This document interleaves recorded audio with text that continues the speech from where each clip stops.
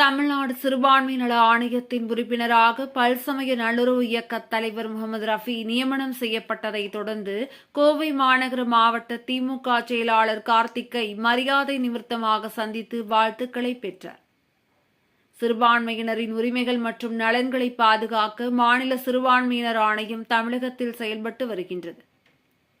இந்த ஆணையம் மாநிலத்தின் பல்வேறு பகுதிகளுக்கு சென்று சிறுபான்மையினரின் பிரச்சினைகளை ஆய்வு செய்து அதற்கான தீர்வு நடவடிக்கைகளை சம்பந்தப்பட்ட துறைகளுக்கு பரிந்துரை செய்கிறது. இந்த ஆணையத்தில் 3 ஆண்டுகளுக்கு ஒருமுறை தலைவர் மற்றும் உறுப்பினர்கள் நியமிக்கப்பட்டு வருகிறது.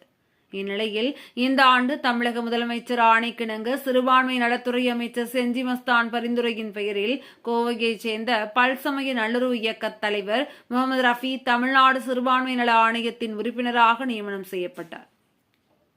நியமனம் செய்யப்பட்டதை அடுத்து முதலமைச்சரை சந்தித்து வாழ்த்து பெற்றார்.